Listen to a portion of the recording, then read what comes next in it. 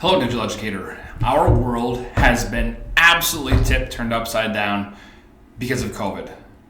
There's been no greater time in education where we've seen greater change to the way that we do business as educators, where we've seen as many things happen so quickly, so rapidly, and so suddenly and drastic in nature as what has happened. So it's no wonder that we've absolutely been thrown for a loop when it comes to our means of education and our means of instruction.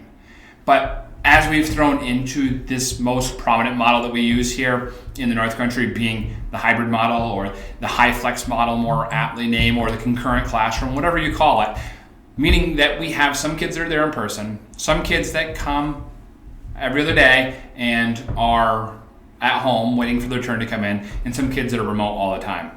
Whatever you want to call this, we've settled into this means of instruction, and we've been struggling to keep our nose above the water, but at the same point, we have some things that we got to clean up. We have some things that we need to make sure that we stay away from, because these things, as I call them, are the deadly sins of hybrid teaching. And there's 7 of them that I find. And I call these to be the deadly sins of hybrid teaching because they kill. They really, truly, not the person, but they are a surefire way to kill student achievement, a way to kill connections, and a way to kill student engagement when it comes to instruction. Doing these things will decimate a kid or decimate their ability to achieve. So I encourage you to think about these 7 deadly sins of hybrid instruction. Reflect upon your practice and see what we can do to grow together. So the first one to talk about here is a really controversial one, so hear me through on this one. It is a deadly sin to force kids to have their cameras on and give them a grade for it. Whether you want to take that in part or in whole, part and parcel, that is one of those things I feel quite passionate about when it comes to the use of using technology and for instruction and the camera. And the second part of that as well too, blocking the chat. Chat being one of the most essential features when it comes to our use of Zoom or it comes to our use of Google Meet. It is a tool that we can use to empower kids, to make them feel connected, for them to talk, for them to respond, and as we'll see later on down the road, a means to show that they're engaged. So when it comes to the use of cameras being on, it can be unnerving for a kid. When they turn on their camera, we are becoming guests into their home. They're letting us into their life. Now, I could go through the whole, like if someone comes to your house and knocks on your door bit, but I'm not going to. Instead, I can tell you that when it comes to me, there is nothing more unnerving than when someone shows up to my house unannounced and I'm worried about the status of my house. Is it clean enough? What do they think about how clean my house is? And I will scramble around and I can't sit down and enjoy my company because I'm worried about something being out of place. And the same thing happens for me when it comes to being stuck at home. When my son was in quarantine and I had to work from home, I had to go through and clean the room because I knew that they're just going to see the wood wall behind me, but I still worried about somehow, some chance way that there's going to be some way that they're going to see like toys on the ground and that I'm going to be judged based upon what that's going to be. But as an adult, I worry about my home. Kids, teenagers specifically, they don't worry about their home. They do. They can, but even more so than that, kids are most self-conscious about themselves. And it can be really unnerving for kids to think that the teacher says, well, if you can see the people that are in class and the people in class should be able to see you, and putting all of the pictures up front, if you're self-conscious and you feel insecure about yourself, this makes it feel like everybody is looking at you all of the time. If I can't sit down and enjoy my company when they pop over unannounced, how can we have kids that are so insecure, that are having these things go on, learn anything because they're in this fight mode constantly? The problem is with the camera being on, the camera being off, that the problem isn't the camera being on or the camera being off. That is the symptom. It's the manifestation of the problem.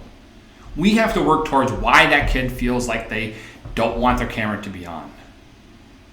And the thing is, if you rely upon your camera being the way that you make the call all the time, you're going to be sorely let down. And if you're going to make a video call or a call at all, period, do you make a video call each time you make a call?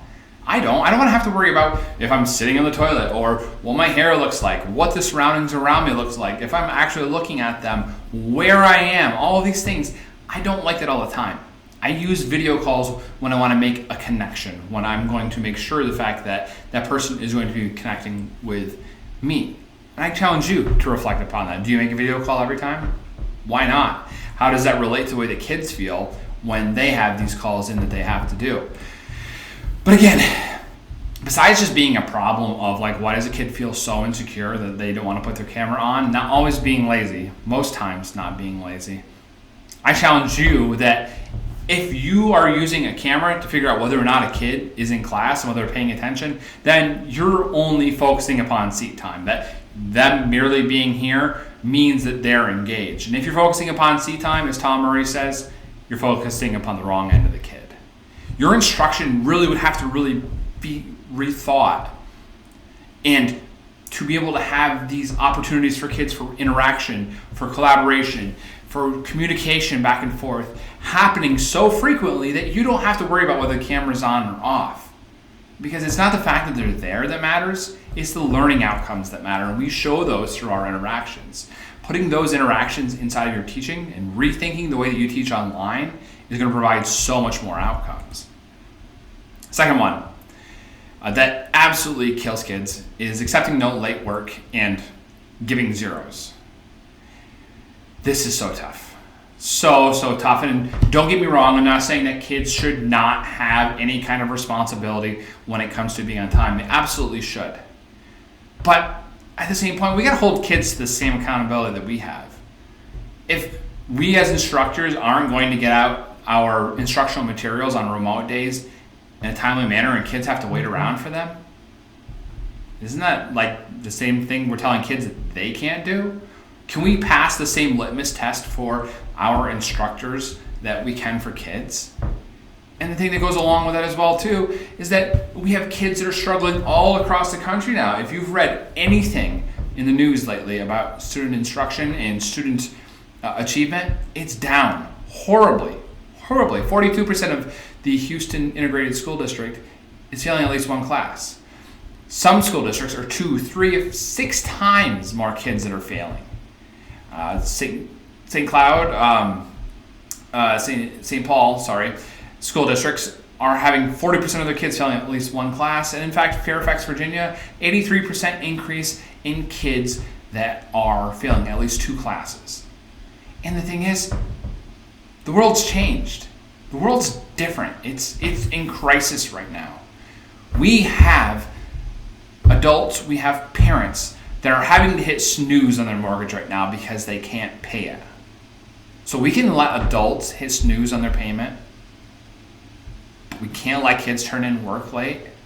And again, I'm not being an apologist saying kids should turn in work anytime. There shouldn't be any kind of repercussions. No, the late work, again, for kids, especially if it's odd for them to turn in work late, is not an indicator of their ability necessarily or laziness. It's an indicator of something more that's going on. We have to be empathetic about kids. Number one, empathetic towards kids. And the thing is, zeros absolutely kill kids. They put kids in so deep of a hole you cannot climb out. You get zeros inside of there and you end up to the point where you're failing. There's no point in even trying, and that's how we manufacture dropouts. I get it. We want kids to be responsible, and I want responsible kids as well too. But pounding kids into submission through the use of zeros and thinking that it's going to fix the problem, you're creating a bigger problem when it comes to that. Number 3, it's a sin to have kids sit in front of the devices for hours and hours on end. Kids are sitting in front of devices way too long. And I get it, Jonathan, I'm the tech guy. I love technology as much as anyone, but used in the right amounts and at the right times for the right things. We look at the American Association of Pediatrics, and there are suggestions for the amount of screen time that a kid should have. If they're under 2 years, none or very little. If they're 3 to 5, 1 hour per day. That's our pre-K and our kindergarten students. We should not be having them sit in front of a computer for hours and hours a day. 1 hour. Now we get up into like first grade to fourth grade kids, 6 to 10, 1.5 hours per day. Does this sound like what's going on inside of our classrooms right now?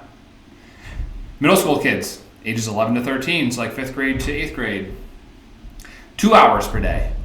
And that jumps up to 3 hours a day after that point for our high school students?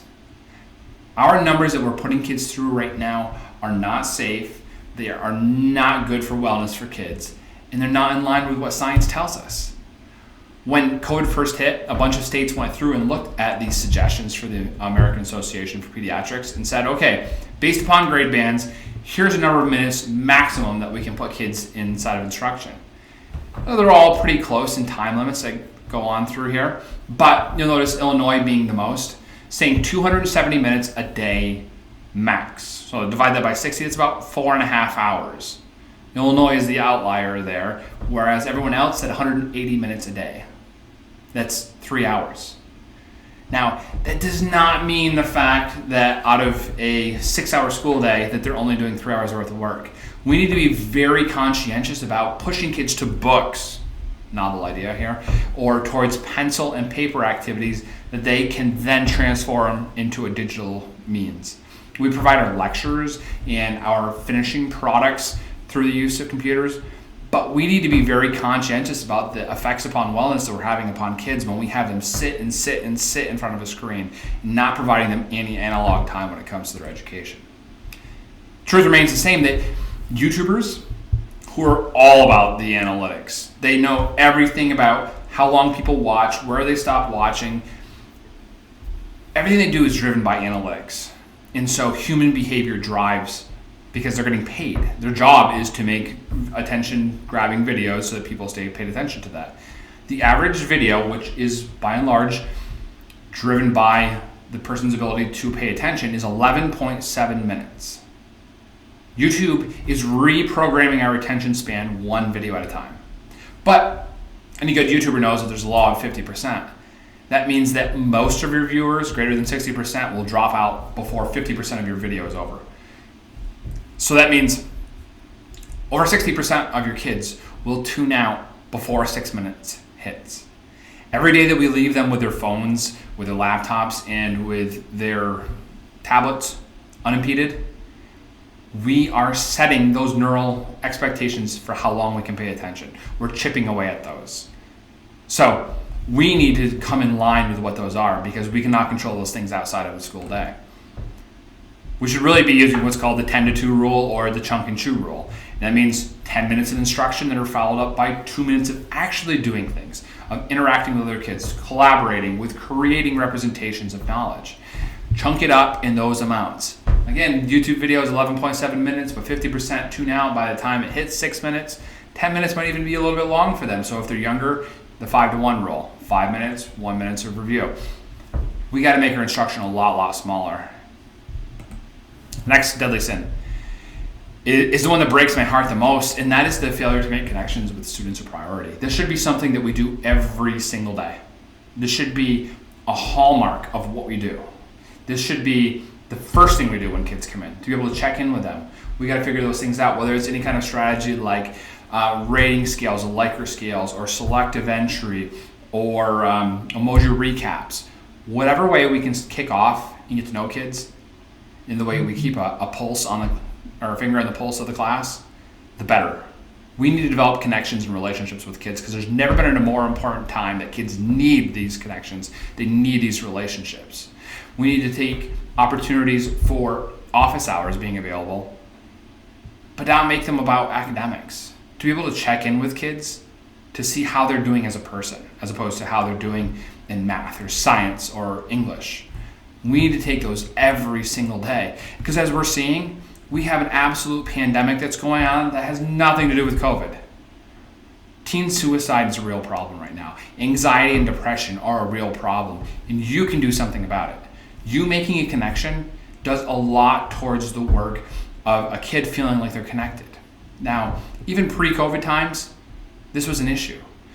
In Weston Kieschnick's book, Breaking Bold, he talked about this study that happened in Los Angeles County. They polled 6,000 sixth graders and asked them who their friends were, to list their friends down. What they found was that 12% of the student population had no one list them as a friend. 12 kids that are islands. 12 kids without connections. What if you can be the one person that makes connection with that one kid? Especially when they're stuck at home in a rut, when they can't get out, when things seem bleak, when they feel so alone. You can be that ray of light. We got to make it a priority every single time. The next deadly sin that we have for hybrid teaching is you can't just take a camera and throw it in the middle of the room and expect that that's going to work the same thing as being there in person.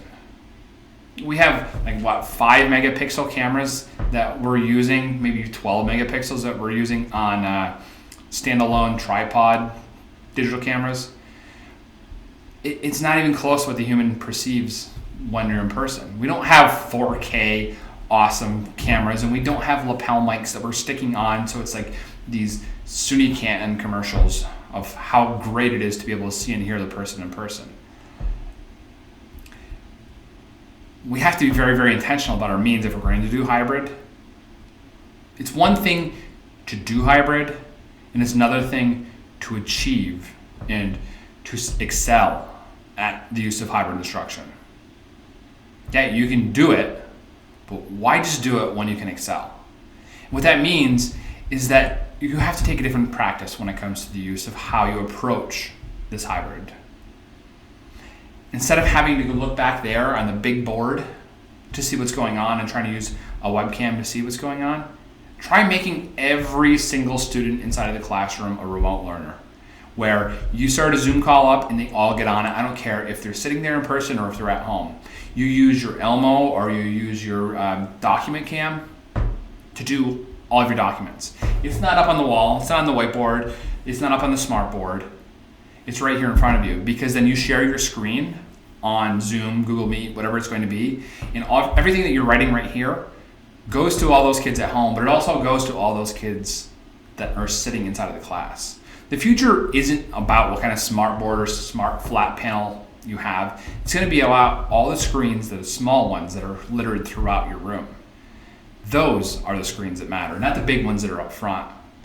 So with that, at the same point, once we get our presentation or display materials, where yes, that means I'm gonna have to sit up here and there will be kids that are around me and they're hearing my voice in person, which is nice, and they're seeing the materials on here, which are clear, which is nice, but also has to do with the use of papers and digital things. You don't have to worry about passing things out or how I'm gonna get things to home. I don't have to worry about sending packets home or all the logistical train that goes along with that.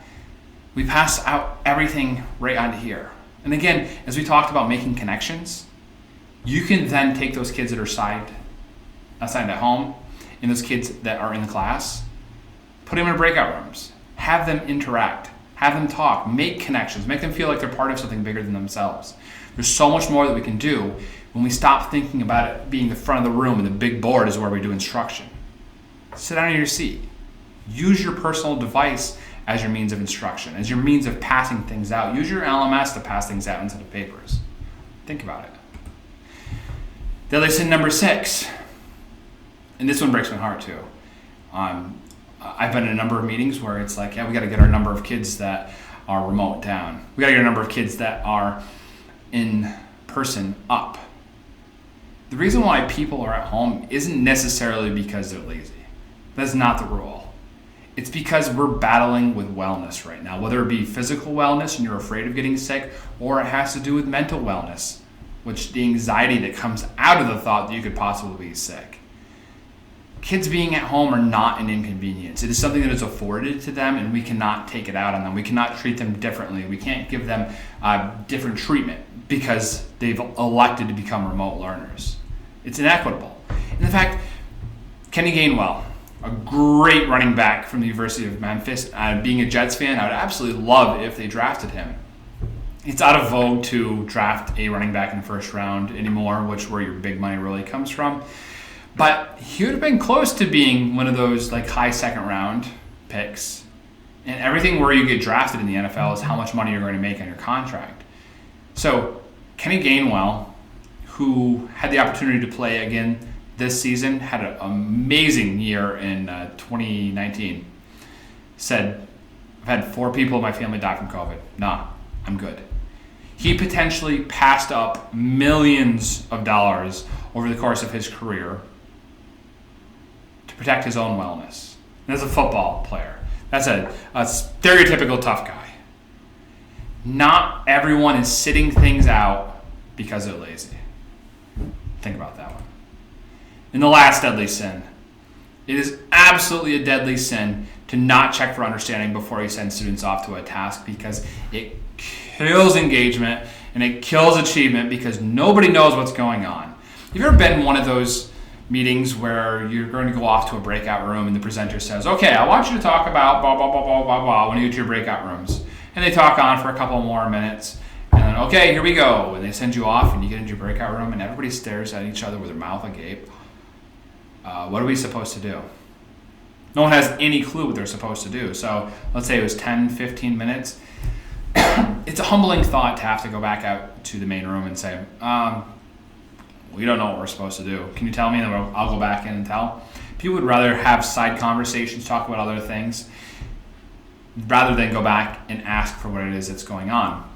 So I really encourage you to check for understanding before you send students off to a task. This could be, asking aloud, but my favorite is actually to use the chat. And that's why you gotta leave the chat open so you can keep kids engaged, so that you can chunk and chew, so you can measure engagement by kids responding back to you, and so that you can ask for understanding. Say, I really want for you to put inside of the chat what it is that we're supposed to be doing in these breakout rooms. Ready, go. Now the kid that's paying attention is going to put it in there. They're going to know the directions. You can help guide, give feedback based upon those directions. But if you don't know and you weren't paying attention, instead of us trying to get into that gotcha moment, like to scare the crap out of kids so they pay attention all the time, because again, the rule of 10 to 2, 6 minutes of attention span, burning our executive functioning, self-control is an inexhaustible resource. We don't want to put kids into that gotcha moment. We want every kid to be successful, to know what it is that they're doing. So if I have someone that puts it in the chat, I can then read it and be like, oh, okay, got it. I can reword that, I can put it back in. I now had to synthesize my understanding to do something with it, to truly show that I know what's going on. And everybody has to do it.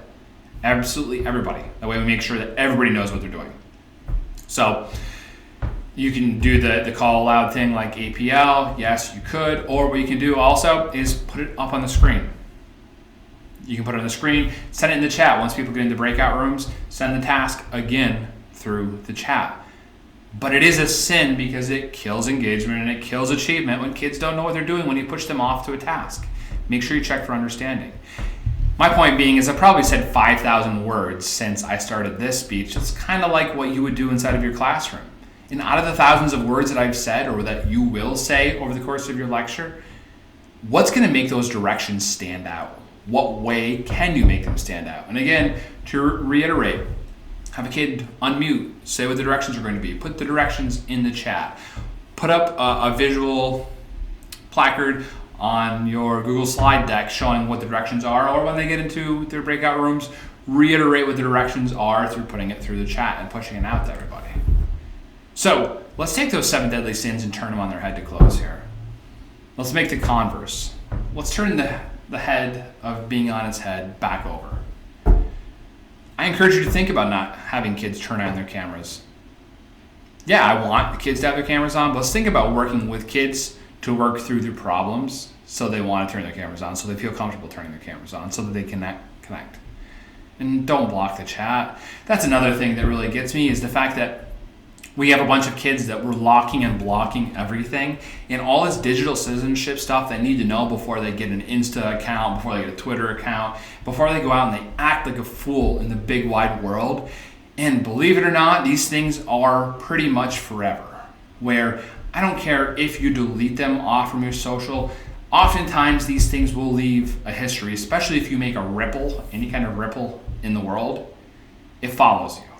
Let's teach kids how to use technology appropriately in a small petri dish where we can help to cultivate better ideas, better habits. Yes, there will be trips, there will be falls, but it is our job to help them learn how to appropriately use technology, and we can't do that through using the chat. Plus, if we block the chat, we can't make sure that we're checking for understanding. We can't build in all the engagement tasks that go along with great hybrid instruction. We need that chat. So, next, again, I encourage you to understand why kids are turning things in late and don't give zeros. Should there be a penalty? Yeah, I'll concede that. But not a penalty to the point where kids are so buried that they can't get out and they give up.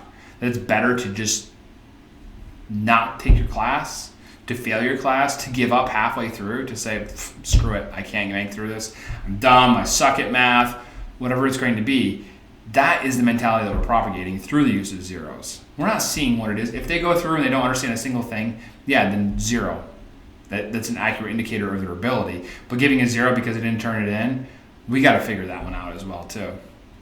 Sitting in front of a screen for hours and hours. Let's put kids in front of screens for shorter periods of time where the time that they're spending in front of the screen is high value, it's high content. And let's push them off to analog things that they can do, to write, to read, to work in an analog world, the real world, and then come back when we need to, when it's high content, when it's high value. Let's make every single kid feel as if they're connected to their teacher or to other kids around them, to make them feel less isolated in this world. Let's work on that, doing it every single day.